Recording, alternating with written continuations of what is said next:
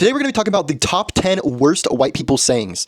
These are the cringiest, most dry, and unseasoned things you've ever heard come out of the mouths of the people in all of history. I am genuinely shocked at how unsophisticated every single one of these sayings is. Half of them don't even make sense. But I was scouring YouTube for a video like this one, and all I could find was rankings for top white people sayings. And half of the ranking videos didn't even have good sayings or ones that I frequently hear. Some of these sayings I hear at least 30 times a month, once a day, from random people at the grocery store or my grandpa or my dad, or mostly these are just things that white dudes say, old white dudes say. But I hear them so often and I feel like everybody memes on them and clowns on them, but they don't actually talk about the in-depth idiocy of each of these sayings. They are unfathomably stupid. I'm going to be ranking them from least worst to worst. Don't get me wrong, every single one of these sayings is horrible, but the top 3 are actually just beyond me. But that brings me to number 10, which is, "You're not that guy, pal." This one in particular, I don't always hear a lot of old people say it, but I do certainly hear a ton of younger people saying it, and when it is used, it's usually referring to that one viral meme of that guy in the grocery store. You're not that guy, pal. Trust me. You're not that guy. Okay? Are you? Absolutely. And while I can't lie, the video is pretty funny. If it's not used in contexts for the meme, it's only ever used by guys who think they're intimidating or give a tough guy energy. And I just think that if we take each of these sayings down to their minuscule meaning, "you're not that guy" doesn't really make sense. It just feels like you're trying to take it back to the meme, which really just doesn't do much for you.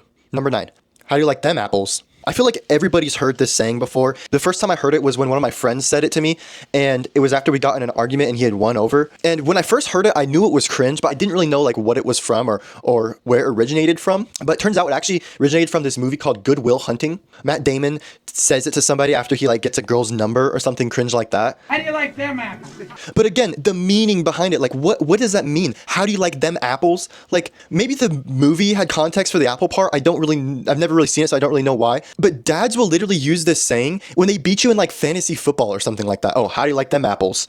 What do you mean? That doesn't, what? To me, this saying just feels really dated, especially since the movie came out in 1993. And it seems like it's kind of a bragging saying, say I opened a jar of pickles, and it was super hard, and I just and I was like, "How do you like them apples?" What? Okay, number 8, "Pull hard, it'll come easy."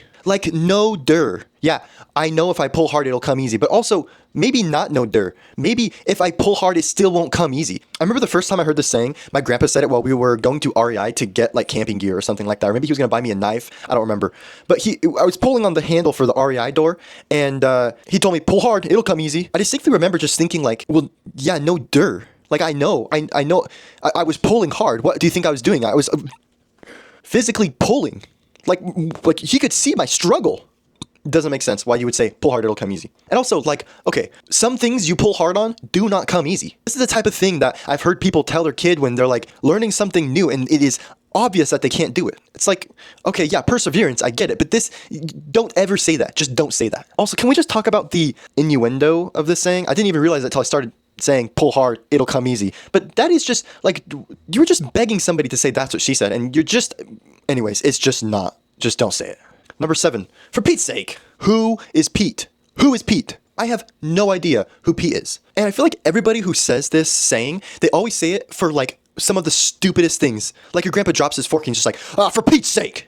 Grandpa, just pick it up. It's not that big of a deal. It's going to be okay. I feel like this one usually comes more from the Southwest area, because when I was in Texas about 2 months ago, I feel like I heard 3 different people say this in the span of a week I was there, and I normally don't hear it that much. So yeah, this is just kind of a cringe Southwestern thing. Number 6, "Get a load of this guy."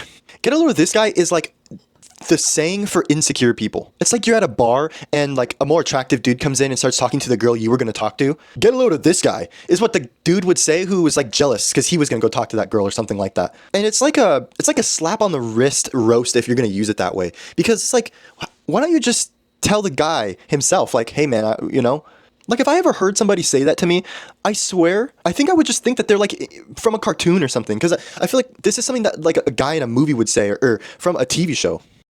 Get a load of this guy. But this is a saying that you should use in a sarcastic way. It's funnier that way. But even if you do say it, just know that you probably are going to be judged no matter what. Number 5, for crying out loud. Again, I don't understand this. And I feel like this is only used when something happens frequently to someone. Like, say your dad is like extremely bad at using social media or something like that. And it's like a frustration saying when you've told your dad how to use social media and do like open his Instagram like 5 times, but for some reason he still doesn't get it. That would be like a for crying out loud situation. Like what? It's also like the type of thing that people say when they're angry, but they're not like angry, or they don't have angry energy, if that makes sense. It's like the thing that dads say when they've given up on swearing or like having like a little bit of fun. Also, this is like the type of thing that people say when the dog like poops in the hallway, like that's like, for crying out loud, Molly. Number 4, we'll cross that bridge when we get to it. Just say we'll deal with it later. This is like the ultimate, I'm gonna dodge the responsibility for the question you just asked me. And also, what else would happen when you get to the bridge? Of course you're gonna cross it. Like, the saying is implying that you're going to have to cross the bridge eventually. So when you're asked a question about something, instead of just saying, we'll cross that bridge when we get to it, since you already know it's going to happen, just cross that bridge right now. Maybe just say, yeah, let's cross that bridge right now. And it would be way less cringe, or maybe it would be just as cringe. But at least you're not trying to say something longer than what you actually need to say, or just using like a parable to say what you need to say. It also, to me, it seems like it communicates a false sense of like confidence or something like that. Like, you have no real plan if you tell somebody, we'll cross that bridge when we get there. Like, you're just figuring it out with them. You might as well just tell them, I don't even know what the answer to your question is. Number 3, is it spicy? Okay,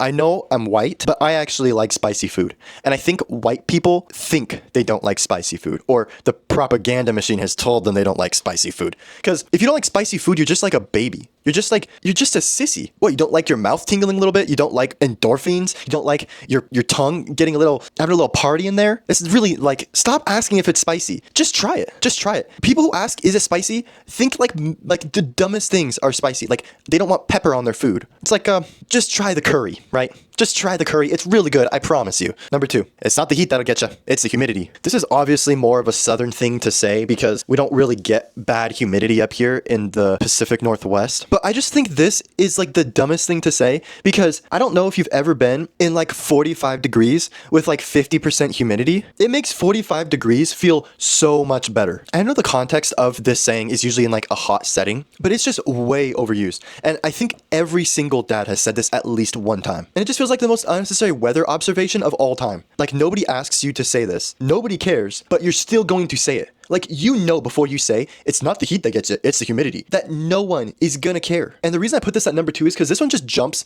to like other sayings that white people use. Like, it's not the stress, it's the humidity. Or, I think I know what your problem is. I think you're having troubles because of humidity. Listen, I know you just got your first barbecue, but can we please just all take a chill pill? Number 1, Jiminy Christmas. This one is just the most diabolical. If you say this saying, you might as well be 104 years old. This is like the cottage cheese of all white people sayings. I think my grandpa says this at least 2 times every time I see him. What does Jiminy Christmas mean? And why are you saying it in May? It's so fossilized and old. It's like the one saying that will echo through the entire neighborhood if someone says it. Jiminy Christmas. And I'm sure everybody who's watching this video can remember a time or a person who says this frequently. They are some of the cringiest people ever. Like, how do you continue saying it like over and over and everybody knows that you don't know what it means and you don't know why you're saying it? It makes no sense. And they say it for everything too. It doesn't matter what it is. There's no context behind saying it. You just say it. Anyways, those are what I think are the top 10 worst white people sayings. Obviously, every single one of these is going to continue to be said just as frequently as it was before I made this video. So maybe next time someone says one of these sayings, you can remember this video and maybe possibly ask them why they said it. Because that's what I'm going to start doing. I think next time my grandpa says, pull hard, it'll come easy, I'm going to say, that's what she said. Next time my grandpa says, Jiminy Christmas, I'm going to say, Grandpa, what the hell does that mean? That's it for this video.